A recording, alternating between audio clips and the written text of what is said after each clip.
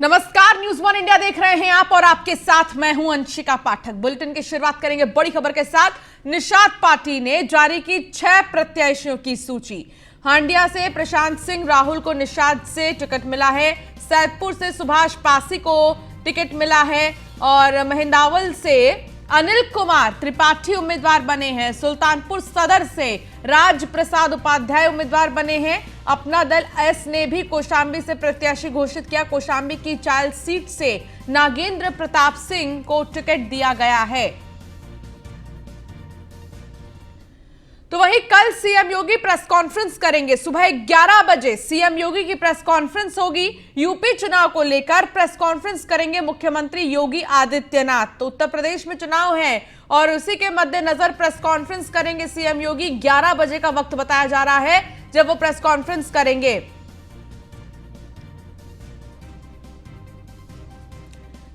तो सीएम योगी आदित्यनाथ ने बुलंदशहर और मथुरा का दौरा किया। इस दौरान बुलंदशहर में सीएम योगी ने अखिलेश और जयंत की जोड़ी को फेल बताया है और कहा कि पहले 2 लड़कों की जोड़ी आई थी, जनता ने उन्हें ठेंगा दिखा दिया। तो सीएम योगी ने विपक्षियों पर जमकर प्रहार किया। क्या कुछ कहा उन्होंने, आपको सुनाते हैं। नेतृत्व में पूरा देश इस सदी की सबसे बड़ी महामारी कोरोना का सफलतापूर्वक मुकाबला करते हुए देश के अंदर न केवल प्रत्येक नागरिक के जीवन को बचाने के लिए बल्कि उनकी जीविका को बचाने के लिए पूरी ईमानदारी के साथ, पूरी प्रतिबद्धता के साथ कार्य कर रही है। और भारत में उत्तर प्रदेश ने देश के अंदर सबसे अच्छा परिणाम देकर के अपने प्रत्येक नागरिक के जीवन को बचाने, उनकी जीविका को बचाने का कार्य भी किया। कोरोना महामारी के इस बेहतरीन प्रबंधन के साथ जो लोग वैक्सीन के खिलाफ दुष्प्रचार कर रहे थे, कहते थे कि वैक्सीन तो मोदी वैक्सीन है, ये वैक्सीन तो बीजेपी का वैक्सीन है। आप सब ने वैक्सीन लेकर के अपने को तो कोरोना से बचाया ही बचाया, उन लोगों के मुंह पर एक जोरदार तमाचा भी दिया कि मोदी वैक्सीन ही सही, लेकिन यह देश कोरोना के खिलाफ देश की लड़ाई में विजयी बनेगा। बेटियां सुरक्षित नहीं थी, बेटियां सुरक्षित नहीं थी, व्यापारी सुरक्षित नहीं था। और ये जो 2 लड़कों की जोड़ी आई है ना,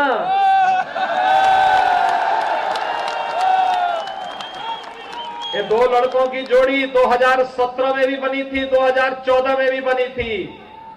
2017 में प्रदेश की जनता ने एक दिल्ली में रहने वाले और एक लखनऊ में रहने वाले दोनों जोड़ी को कहा था कि तुम इस लायक हो ही नहीं भाई।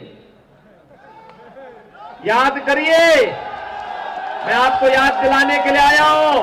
हत्यारों को प्रश्रय दे रहा था, दंगाइयों को लखनऊ में बुला करके उनका सम्मान कर रहा था। और भारतीय जनता पार्टी का कार्यकर्ता जो उन दंगाइयों के खिलाफ आलो आवाज उठा रहा था, उन भारतीय जनता पार्टी के कार्यकर्ताओं के खिलाफ, व्यापारियों के खिलाफ झूठे मुकदमे दर्ज करके उन्हें जेलों के अंदर बंद किया जा रहा था।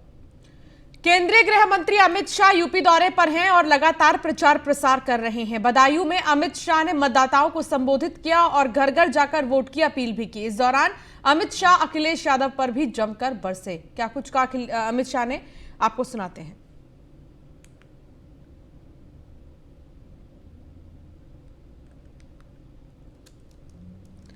तो अमित शाह जमकर अखिलेश यादव पर बरसे, लगातार प्रचार प्रसार कर रहे हैं।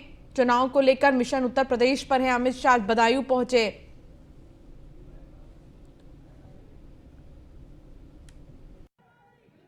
उत्तर प्रदेश के 15 करोड़ गरीबों के लिए एक कमल का फूल नहीं है, कमल के फूल पर मां लक्ष्मी, मां अन्नपूर्णा साक्षात उनके घर में आई है। उनके बच्चों के पेट भरने का काम 2 साल तक नरेंद्र मोदी सरकार ने किया है। मित्रों, मुझे 7 अर्थ में बताइए, ये सपा बसपा बसपा सपा की सरकारें चलती थी, तब राजा महेंद्र प्रताप सिंह के नाम पर किसी को यूनिवर्सिटी बनाने का याद आया था क्या? आया था? बनानी चाहिए या नहीं बनानी चाहिए? योगी आदित्यनाथ जी ने मोदी जी के हाथ से राजा महेंद्र प्रताप सिंह के नाम से यूनिवर्सिटी बना दी और कासगंज, एटा, हाथरस और अलीगढ़ के 100 से ज्यादा कॉलेजों को जोड़कर हमारे युवाओं की पढ़ाई लिखाई की हमेशा के लिए व्यवस्था करने का काम।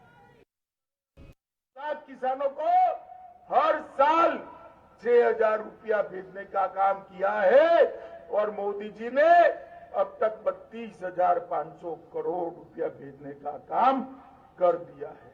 और हमारे शासन में गन्ना, चीनी, गेहूं, हरी मटर, आम, आंवला और दूध, ये सारी चीजों में उत्तर प्रदेश देश में नंबर 1 बन गया है मित्रों, नंबर 1 बन गया। अखिलेश बाबू जब छोड़ के गए थे तब उत्तर प्रदेश की आर्थिक व्यवस्था बदहाल थी और उत्तर प्रदेश की अर्थव्यवस्था देश में 7वें नंबर पर थी। कब कहां थी भाई?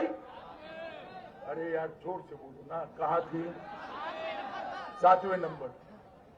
5 ही साल में मोदी जी और योगी जी ने उत्तर प्रदेश की अर्थव्यवस्था को 7वें नंबर से छलांग लगाकर दूसरे नंबर पर पहुंचाने का काम कर दिया। कानून मंत्री और कैंट विधानसभा से बीजेपी प्रत्याशी ब्रजेश पाठक से न्यूज़ 1 इंडिया संवाददाता मनीष मिश्रा ने खास बातचीत की। कानून मंत्री ब्रजेश पाठक हमारे साथ हैं। आज इन्होंने कैंट विधानसभा से अपना नॉमिनेशन किया है। सर बहुत बहुत बधाई आपको न्यूज़ 1 की तरफ से। कैंट से आज आपने उम्मीदवारी अपनी तय की है, मध्य से कैंट, कितना अंतर? कोई अंतर नहीं है, पूरा लखनऊ, पूरा प्रदेश अपना है और भारतीय जनता पार्टी ने जो भी आदेश मुझे दिया मैं उसको पूरा करूंगा। सर सुनने में आ रहा है कि जिस तरीके से भी वहाँ पे आपके खिलाफ राजीव गांधी का नाम आया है, पर देखिए मैं सबका आशीर्वाद ले रहा हूं और पूरी कैंट विधानसभा की जनता का आशीर्वाद मुझे प्राप्त है। आप देखेंगे परिणाम आएगा तो हम भारी बहुमत से चुना जीतेंगे। जिस तरीके से मोहनलालगंज की सीट चेंज हुई है, माना जा रहा है कि आप ही के परिवार के एक असंतुष्ट सांसद के बेटे को वहाँ से ये नेतृत्व का विषय मेरा नहीं है। नहीं तो वो समाजवादी पार्टी तो आ सकती है। ये नेतृत्व का मेरा विषय नहीं, तो उससे कोई असर पड़ेगा? मेरा विषय नेतृत्व का विषय है। सर अब की बार 300 पार, 325 पार। बहुत बहुत धन्यवाद। तो ये थे ब्रजेश पाठक जी, बता रहे थे कि नेतृत्व का वो है, चाहे जहां से लड़ाएंगे, चाहे कैंट से लड़ाएं, चाहे मध्य से लड़ाएं, जीत भारतीय जनता पार्टी होगी और इस बार 325 से ज़्यादा का आंकड़ा लेके भारतीय जनता पार्टी पुनः उत्तर प्रदेश में अपनी सरकार बनाएगी। कैमरामैन सैफ के साथ मनीष मिश्रा, न्यूज़ 1 इंडिया, लखनऊ।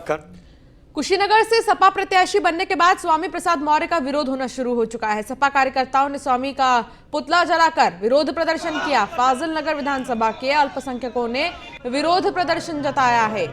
तो देखिए तस्वीर, कैसे विरोध जताते नजर आ रहे हैं यहाँ के लोग। फाजिल नगर विधानसभा के लोगों ने विरोध जताया है।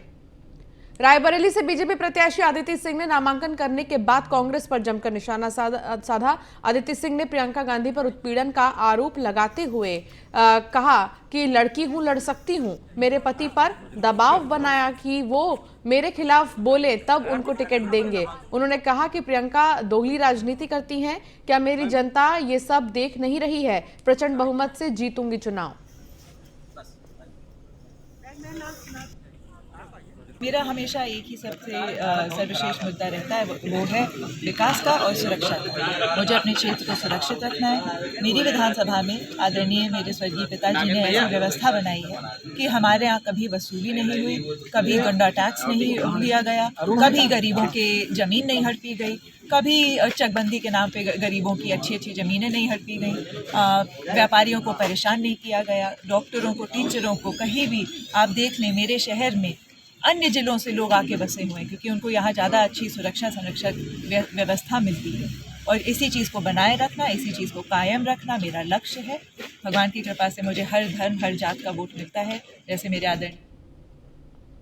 अमेठी विधानसभा 186 से सपा प्रत्याशी और पूर्व मंत्री गायत्री प्रसाद प्रजापति की पत्नी ने गौरीगंज निर्वाचन अधिकारी के सामने नामांकन किया। इस मौके पर उनका परिवार भी मौजूद रहा, तो वहीं अपने बेटा बेटी के साथ सपा प्रत्याशी देवी ने नामांकन दाखिल किया है। तो सपा प्रत्याशी महाराजी देवी ने भी नामांकन किया है और ऐसे में यहां पर तमाम जो लोग हैं, उनके समर्थक हैं, वो भी यहां पर मौजूद रहे। अमेठी विधानसभा 186 से उन्होंने नामांकन किया है, जिसकी तस्वीर आपको हम दिखा रहे हैं जब वो नामांकन करने पहुंची।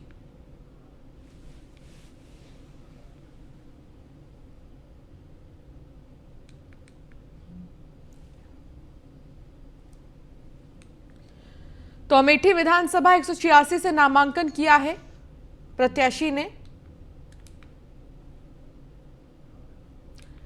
देवबंद विधानसभा सीट से बीजेपी प्रत्याशी कुंवर ब्रजेश सिंह से न्यूज 1 इंडिया संवाददाता ने खास बातचीत की। सुनिए क्या कहना था उनका।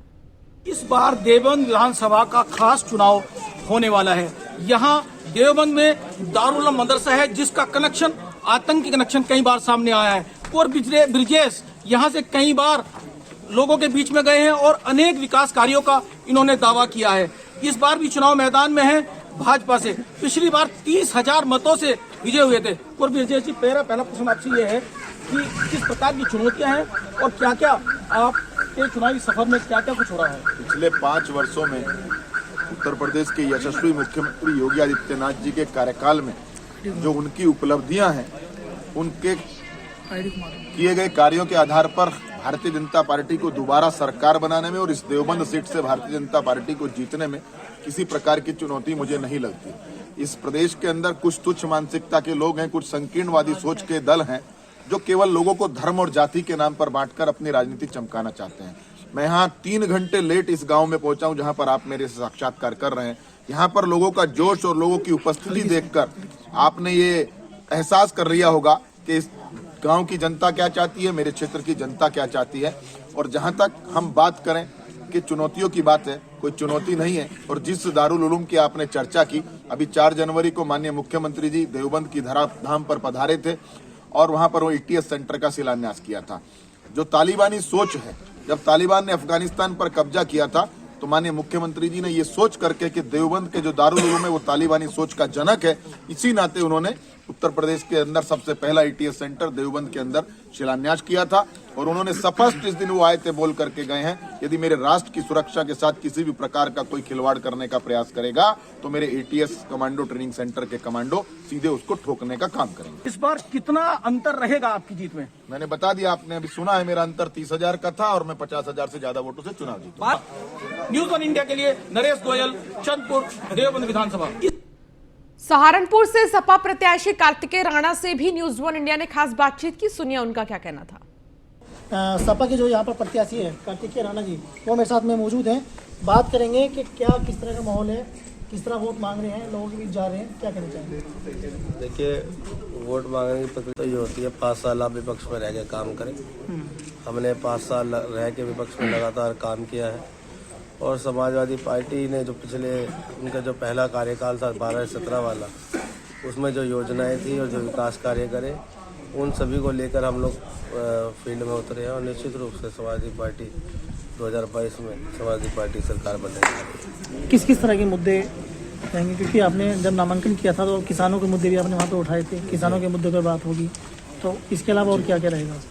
देखिए, किसानों का मुद्दा अहम तो है ही, चूँकि ये गन्ना बेल्ट मानी जाती है सहारनपुर। तो जो मौजूदा विधायक हैं अभी वर्तमान में देवबंद विधानसभा के, उनकी तो आप पब्लिक में जाके पूछेंगे तो पब्लिक आपको कोरोना में जिस तरीके से लोगों ने अपने खोए हैं, अपने परिवार के लोग, जिस तरीके से लोगों के साथ जब उन्हें अस्पतालों में बेड की ज़रूरत थी तो बेड में कोई सरकारी सहायता नहीं मिली, जब लखनऊ मेट्रो बनाया, कानपुर मेट्रो की शुरुआत की, किसानों के लिए मंडी बनाई इतनी सारी, तो एक दूसरी तरफ ऐसे नेता है।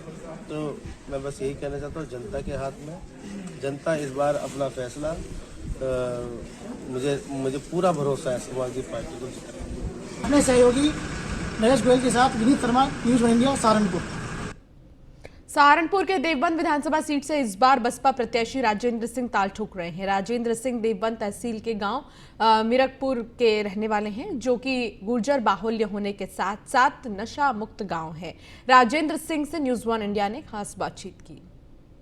सहारनपुर की देवबंद विधानसभा से बसपा प्रत्याशी राजेंद्र सिंह भी ताल ठोक रहे हैं। अभी वो मेरे साथ में है, उनसे बातचीत करेंगे कि क्या मुद्दे रहेंगे, किन चीज़ों को लेकर चुनाव में उतरे हैं, क्या किस तरह का माहौल अब तक बना हुआ है। देखिए, पहली बात तो आपका धन्यवाद, आप समझने का बहुत देवबंद विधानसभा का इतने मुद्दे खड़े हैं कि उन्हें अगर पूरा करें तो बहुत बड़ा काम है। मुख्य रूप से यहाँ शिक्षा बहुत हल्के स्तर की है। यहाँ के लोग अपने बच्चों को बाहर भेजने का स्वास्थ्य की कोई सुविधा नहीं मान पाए।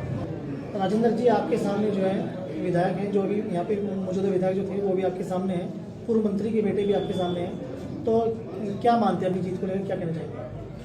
देखिए, जो पूर्व विधायक है वो एक नमूना है, विधायक है ही नहीं। विधायक की जो गरिमा और काम करने की क्षमता हो, उसे उन्होंने कभी झांक कभी नहीं।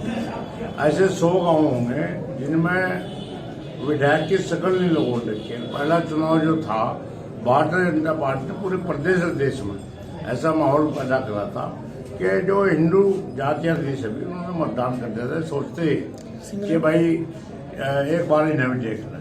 लेकिन उसी का कारण है कि 5 साल में विधायक ने भी, सरकार ने भी बहुत अनदेखी करी। देखिए, तो कुल मिलाकर बसपा प्रत्याशी मेरे साथ में थे। एक उन्होंने सबसे बड़ी बात है कि उनका जो सबसे बड़ा मुद्दा है वो देवबंद में भाईचारा कायम करने वाली बात उन्होंने यहाँ पर कही है। अब देखने वाली बात होगी कि 14 तारीख के बाद किस तरह का माहौल देवबंद में रहेगा, क्योंकि बहुत अहम सीट सहारनपुर की देवबंद यहाँ पर मानी जाती है। और कहीं ना कहीं यहाँ पर कहीं ना कहीं विकास को लेकर भी कहीं ना कहीं ऐसे कई काम हैं जो फिलहाल रुके हुए हैं। तो बाकी किस तरह की यहाँ पर काम होंगे, कौन यहाँ पर विधायक बनेगा, वो यहाँ पर देखने वाली बात होगी। मेरे सहयोगी नरेश गोयल के साथ सहारनपुर से विनीत शर्मा, न्यूज़ 1 इंडिया। मऊ जिले के घोसी विधानसभा सीट से सपा उम्मीदवार दारा सिंह चौहान जैसे ही नादवा सराय पहुंचे, एसडीएम और सीओ घोसी ने उनके काफिले को रोक दिया। इस दौरान दारा सिंह ने पुलिस प्रशासन पर आरोप लगाते हुए कहा कि सरकार में बौखलाहट है। बता दें कि दारा सिंह चौहान के दौरे को लेकर घोसी में जगह जगह स्वागत कार्यक्रम रखा गया था। दारा सिंह चौहान बीएसपी से लोकसभा सांसद भी रह चुके हैं। बगल की सीट मधुबन से बीजेपी सरकार में कैबिनेट मंत्री भी वो रह चुके हैं।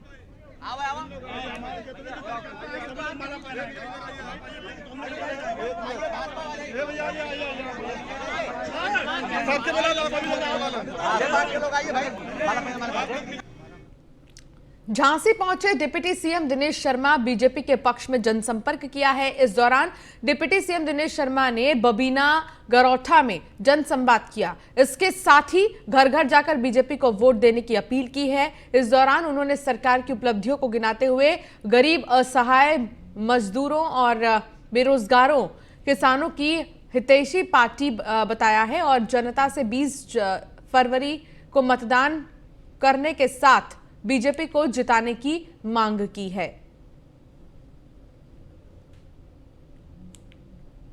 किसी जगहों पर एमआईएम लड़ रही है, तो किसी जगह पर समाजवादी पार्टी लड़ रही है, तो कुछ जगहों पर कांग्रेस पार्टी भी लड़ती हुई दिखाई पड़ती है।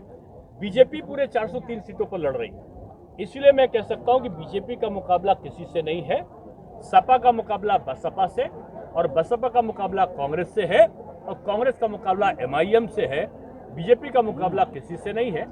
आने वाले समय में जो सपा, बसपा, कांग्रेस और एमआईएम, इन सबको मिला लो तो 3 अंकों में इनकी सीट नहीं आने वाली। इसी जगह बागपत में बड़ौत विधानसभा क्षेत्र में आरएलडी सपा प्रत्याशी जयवीर सिंह तोमर के समर्थन में आयोजित हुई एक सभा में उनके समर्थक का बिगड़े बोल का एक वीडियो वायरल हो रहा है, जिसमें वो गलत बयानबाजी और भड़काऊ भाषण देते नजर आ रहे हैं। वो कह रहा है कि बदला लेने का वक्त है और इंशाल्लाह 10 तारीख को ये बदला जरूर लेंगे। फिलहाल वीडियो वायरल होने के बाद पुलिस मामले की तफ्तीश में जुट गई है। मैं भाषण नहीं दे रहा, ये मेरी गलती है, मैं माफी चाहता हूँ सर, लेकिन मुझे हाजी जी ने हुक्म दिया है कि आप बोलिए। मैं इसलिए बोलना चाह रहा हूँ, संचालन हूँ, संचालन को या स्पीक नहीं देना चाहिए।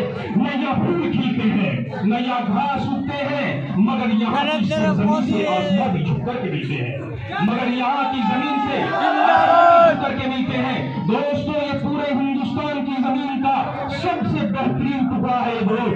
आप कहिए, आज इसी जमीन से निकलने वाला वो शख्स। पीएम मोदी ने बजट और आत्मनिर्भर भारत विषय पर नोएडा विधानसभा सीट भारतीय जनता पार्टी के कार्यकर्ताओं को संबोधित किया। इसमें उन्होंने बजट पर विस्तार से बातचीत करते हुए इसके लिए फायदे गिनाए। पीएम ने कहा कि बजट 2022 से देश को आधुनिकता की तरफ ले जाया जाएगा। प्रधानमंत्री के संबोधन के दौरान नोएडा में विधायक पंकज सिंह और महिला आयोग की अध्यक्ष विमला बाथम और जिला अध्यक्ष मनोज गुप्ता और सैकड़ों की संख्या में कार्यकर्ता मौजूद रहे। विधानसभा में हमारे पूर्व अध्यक्ष और संयोजक श्री राकेश शर्मा जी, प्रभारी श्री बसंत त्यागी जी, विधानसभा के हमारे प्रभारी श्री अशोक मोंगा जी, उपस्थित सभी सम्मानित भाइयों बहनों, आज अभी प्रधानमंत्री जी का उद्बोधन आत्मनिर्भर अर्थव्यवस्था पर हम लोगों ने सुना है और प्रधानमंत्री जी का हर एक उद्बोधन हम सब कार्यकर्ताओं को बहुत ऊर्जा भी देता है, मार्गदर्शन भी देता है और नए सिरे से नए तरीके सोचने की एक शक्ति भी देता है। आज हम प्रधानमंत्री जी ने जो कुछ बातें कही हैं, मुझे लगता है कि ये सब लोगों के बीच में हम लोगों को लेकर जाना है। उन्होंने भी आग्रह सभी कार्यकर्ताओं से किया है। गोरखपुर में मनोज यादव ने सपा की साइकिल छोड़ कांग्रेस का हाथ थाम लिया है। मनोज यादव 55 सालों से समाजवादी पार्टी का झंडा लेकर चलने वाले पूर्व राज्य मंत्री जगदीश यादव के बेटे हैं। समाजवादी पार्टी से टिकट कटने से मनोज यादव नाराज हैं। कांग्रेस प्रदेश अध्यक्ष विश्वविजय सिंह ने मनोज यादव को पार्टी की सदस्यता दिलाई।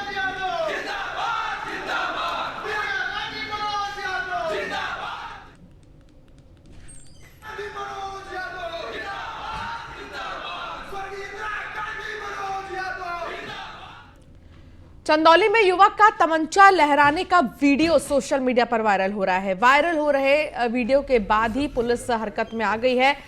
पुलिस ने तमंचा लहराने वाले युवक को गिरफ्तार भी कर लिया है। युवक के पास से अवैध तमंचा और 1 किलो से भी ज्यादा गांजा बरामद हुआ है।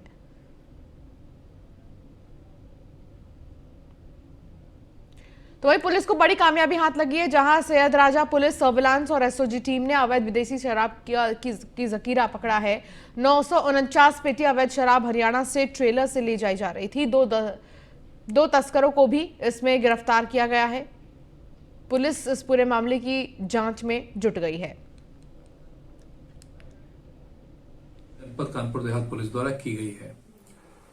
इसमें आदर्श आचार संहिता के अनुपालन में सार्वजनिक व निजी स्थानों में अब तक कुल 11,814 प्रचार सामग्री हटाई गई है। 24,60,000 रुपए की लगभग 4,108 लीटर मदिरा, अवैध मदिरा बरामद की गई है और लगभग 5 लाख रुपए मूल्य का 71.4 किलोग्राम गांजा भी जब्त। गाजियाबाद में बदमाश रोज लूट की वारदात को अंजाम देकर पुलिस को चुनौती दे रहे हैं। कविनगर की गिनती पौष एरिया में होती है, लेकिन फिर भी घर के सामने से महिला की चेन छीनकर बदमाश फरार हो गए। पूरी घटना सीसीटीवी कैमरे में कैद हो गई है और अब पुलिस हरकत में आ गई है। इस मामले की जांच में लोग जुट गए हैं, पुलिस भी जुट गई है। आगे पूछताछ हो रही है आसपास के गांवों से। आप ये सीसीटीवी फुटेज देखिए कि आखिर कैसे इसमें महिला के गले से चेन चुराकर बदमाश फरार हो गया। फिलहाल इस बुलेटिन में इतना ही। आप बने रहिए न्यूज़ 1 इंडिया के साथ।